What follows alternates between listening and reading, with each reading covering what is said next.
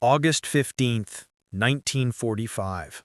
The Emperor's voice trembled over radio waves carrying the end of what Japan called the Greater East Asia War. In Tokyo, crowds knelt and wept. In Shanghai and Seoul, occupation banners sagged in the humidity. But across scattered edges of the Pacific, the war did not feel finished. There were islands where the message had not reached, jungles still echoing with gunfire, outposts that existed outside of time. One of those outposts, hidden deep in the mountains of northern Luzon in the Philippines, sat framed of bamboo and corrugated tin. Inside a wooden hut, 26 young women waited in a silence that had become their native language. The air smelled of mildew and sweat and the faint sweetness of rotting fruit. A kerosene lamp hissed in the corner, throwing shadows against paper walls patched with ration wrappers. Outside, the jungle steamed. Inside, the women sat pressed together on the floor, knees drawn to chests, shawls pulled tight across shoulders that had forgotten how to square themselves. For 2 years, this place had been called a comfort station, a euphemism that sounded almost kind until one understood what it meant. Records discovered decades later would describe these places as military welfare facilities. The reality was systematic sexual slavery administered with bureaucratic precision. In the ledger, each woman had a number, written once and written again in memory. Number 12 was 17, taken from a Korean village outside Gwangju in 1943, told she would work in a factory. Number 7 was a Filipina from Pangasinan, captured when the Japanese swept through her town. The others came from Taiwan, China, Java. Names were erased to make accounting simpler. As the war turned against Japan, the rules inside the station hardened. Orders were barked in Japanese: cleanliness, readiness, obedience. Doctors came once a week for inspections that left the women bleeding. On long nights, soldiers queued outside and the kerosene lamp burned until dawn. Refusal was unthinkable. Survival depended on compliance so complete it emptied the women of identity. By August 1945, most of the women could no longer measure days. Time existed only between footsteps. Now, for the first time, there were no footsteps. The last garrison detachment had vanished 4 nights earlier, rumors of American landings sending them toward the coast. They left rifles stacked in the yard, a few sacks of rice, and a confusion more frightening than any order. Freedom was a word the women did not recognize. Control had defined their world so thoroughly its absence felt like falling. Since then, they had debated what to do: run into the jungle, hide, or stay in hope. Each rumor contained a lesson in terror. Expecting the worst had proven the safest option. That afternoon, rain came, brief and hard. Water leaked through the roof and spattered the floor. The women caught the drops in bowls and drank. They had not eaten since morning, a thin porridge of rice scrapings. When the storm passed, the air thickened again, heavy as cloth. Cicadas screamed from the trees. A few tried to sleep, but the quiet felt unnatural.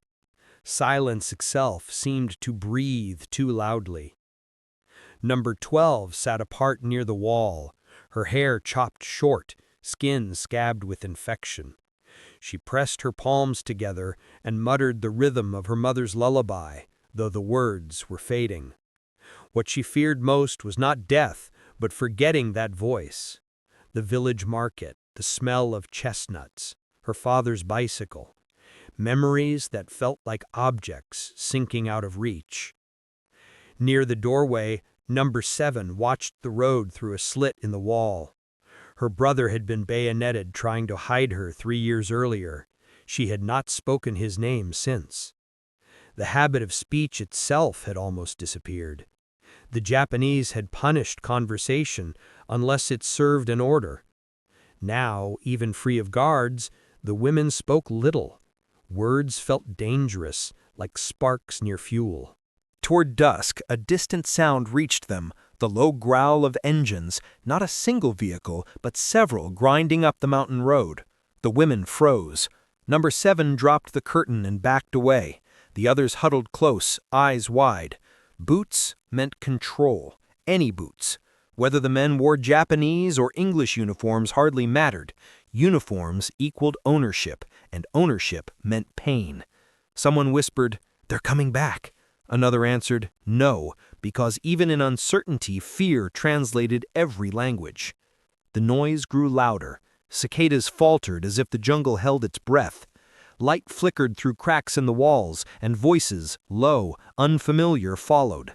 The first silhouettes appeared in the doorway, broad-shouldered, helmets, rifles slung. The women dropped to the floor, hands over heads. Habit governed their bodies.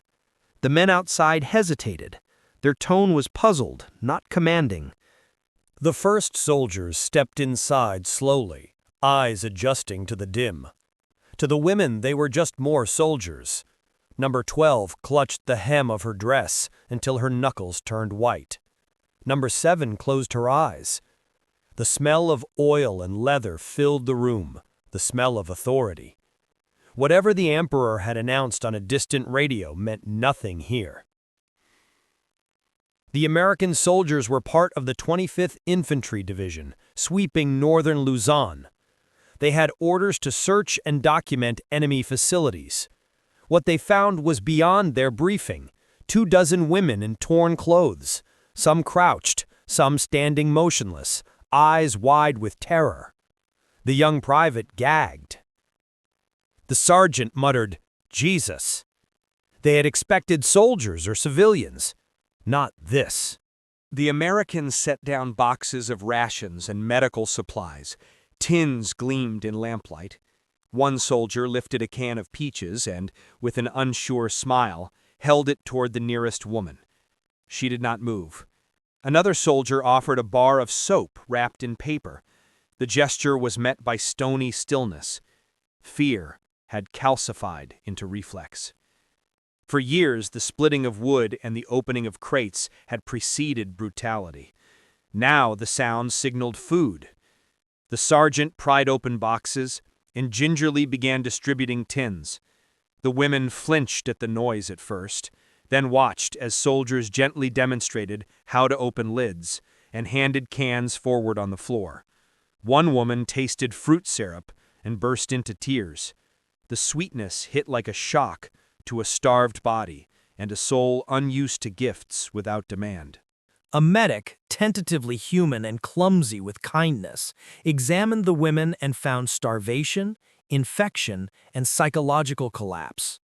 Intelligence officers photographed the building and collected ledger sheets, columns of numbers listing origins, visits, and daily service counts. One date stood out: August 13, 1945, 2 days before surrender. The schedule continued as if peace were an impossible rumor. Field reports estimated between 80,000 and 100,000 comfort women across occupied territories, mostly Korean, followed by Chinese, Filipina, and Dutch nationals. The language of official reports would sanitize the brutality into statistics: controlled brothels, deplorable conditions, civilian prostitutes. Bureaucracy rearranged pain into numbers. That first night, the soldiers improvised mercy. They boiled water, made tea, lit a small fire, and sat with the women at the edge of a new, fragile human moment. A private took out a harmonica and hesitated before playing. The first clumsy notes slipped into the rafters and startled everyone, a sound that was not a command, not a cry, but something like memory. For a few suspended minutes, the women forgot to be afraid. One woman fainted. The medic worked gently. The soldiers built a bridge of small actions: food, soap, blankets. quiet words. In a world defined by orders, those gestures had no script. They became the first proof the women needed that not every uniform bore harm. At dawn, a convoy formed. The Americans prepared to move the women to a field hospital near Dagupan. The evacuation was painful and halting. Some women screamed, mistaking rescue for punishment. Others clung to each other. The soldiers moved slowly and reverently, lifting bodies as if they were glass. Each woman took a tin or a blanket like a passport to a different world. At the base hospital, American nurses and medics worked through exhaustion. They washed wounds, fed soup, changed bandages. But what troubled them most was not physical injury, it was the blankness, the women's inability to speak of what had been done to them without collapsing. Medical notes described psychological shock, but the term could not contain the depth of it. Reports were filed, photographs and ledgers sent up the chain. The field language turned faces into displaced persons, and moral catastrophe into humanitarian checkboxes. Some American officers pushed for inclusion of comfort stations in war crimes tribunals, arguing the system represented organized human trafficking. But legal priorities shifted toward prosecuting aggression and high command. These crimes against the powerless were often left in footnotes.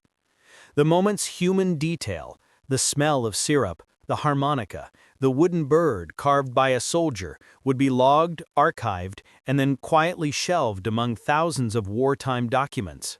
Repatriation was bureaucratic and brutal.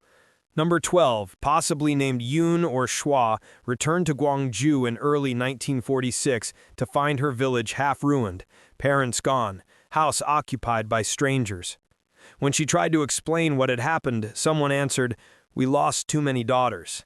She walked away without protest. Number 7 tried to rebuild in Manila, selling fruit at the market. She kept the wooden bird in a tin box under her bed. When people asked where she had been, she said only, "Up north." Trauma left its muscle memory. She hesitated when anyone reached for her hand. For many survivors, family and society treated them as if they had chosen shame. Discussing what had been done invited humiliation. Survival became an act of discipline, bathing without fear, sleeping through thunder, standing in public when men passed. Across Asia, similar scenes played out. Dutch women in Indonesia faced colonial scorn. Chinese survivors blended into villages ravaged by famine and civil war. Comfort became a lid sealing memory into silence. Governments preferred euphemisms to accountability. Allied reports were archived under humanitarian relief files. Lieutenant Mills's notes, "They fear mercy more than pain," were boxed and labeled psychological rehabilitation. A paper he wrote was rejected by a medical journal as inappropriate for public readership and filed away. The survivors aged in silence. Official histories skipped from battles to treaties without describing what happened between them. In 1948, a Dutch tribunal in Batavia convicted a few officers for running forced brothels. A precedent existed, but sentences were light. The Tokyo war crimes trials focused on aggression and command responsibility. Few senior officials were charged specifically for administering comfort systems. For survivors, the silence of courtrooms echoed louder than any verdict. Decades later, a single voice cracked the silence. In August 1991, Kim Hak-soon, age 74, stood before journalists in Seoul and said, "I was taken at 17. I was told I would work in a factory. Instead, I was sent to a comfort station. I was treated as less than human." Her testimony opened a floodgate. Women from Korea, the Philippines, Taiwan, Indonesia, the Netherlands came forward with remarkably similar stories: deception, transport, registration numbers, endless nights, repetition as evidence. Journalists and historians found old Allied reports in Manila archives that matched survivors' accounts: lists of captured women, field notes, references to peaches and blankets, and the seizure on Luzon. Slowly, the fragments connected. The revelations prompted political storms. Governments initially denied official involvement, blaming private contractors. But transport orders, budget allocations, and medical records signed by Army doctors told another story. Historians like Yoshiaki Yoshimi unearthed Defense Agency files proving military orchestration. By 1992, under pressure, Japan's chief cabinet secretary issued statements of remorse, moral but not legal compensation. Survivors wanted acknowledgement and responsibility, not conditional sympathy. Activists organized. In Seoul, elderly women sat outside the Japanese embassy every Wednesday with signs reading, "Apologize and remember us." They became symbols of persistent demand for truth. Peace statues appeared in Manila, Taipei, San Francisco. A small bronze girl, an empty seat beside her, an emblem of absence and testimony. Politicians debated removal, but many argued that discomfort was the point. Memory without discomfort becomes nostalgia. In 2018, archaeological teams found rusted cans stamped U.S. Army rations, peaches, in the Luzon site. The artifact later displayed at the National Museum of the Philippines with the caption, "Believed associated with liberation of comfort women." A veteran's grandson donated a tarnished harmonica to a Manila museum and played a few uneven notes at a small ceremony. The sound echoed thin and human, the same fragile thread of mercy that had crossed the hut decades earlier. Archives digitized Allied field reports. Marginal notes recorded the "girl with the peaches." These small, human traces, photos, ledgers, a wooden bird carved by a grateful soldier, tied personal memory to public record. Political agreements, like the 2015 deal between Japan and South Korea, promised funds for survivors but sparked outrage for lack of consultation and perceived insufficiency. Protest resumed. The women's testimonies refused to be closed by diplomatic wording. The worldwide reckoning shifted. Survivors and their descendants insisted on truth and on institutional acknowledgement. By the early 21st century, many original survivors had passed. Statues and memorials stood in their place as permanent witnesses, fists clenched for resistance, an empty chair for absence, a bird for freedom unclaimed. Activists continued to gather, candles and banners in hand. Their persistent presence ensured the silence remained visible. The most unexpected moment of Japan's surrender did not happen in a palace or aboard a battleship, but in a hut on Luzon, when exhausted soldiers chose mercy over conquest. That choice rippled across decades of denial and remembrance until it became something larger than itself, proof that even at history's darkest hour, humanity can still recognize itself. The hut's roof has long since collapsed, reclaimed by jungle. The rusted nail, a plank darkened by weather, an empty can of peaches now under glass. These fragments remain. They are proof that in a place built for suffering, someone once chose to give instead of take. The women who survived built lives on top of silence. They taught later generations that mercy, however late, matters. Statues and testimony, archival notes, and museum artifacts keep the memory alive. The world finally began to listen, too late for some, but not too late for truth. And so the story ends where it began, with the sound of footsteps in the rain, not marching now, but simply walking away, leaving behind the echoes of a choice that changed the meaning of surrender forever.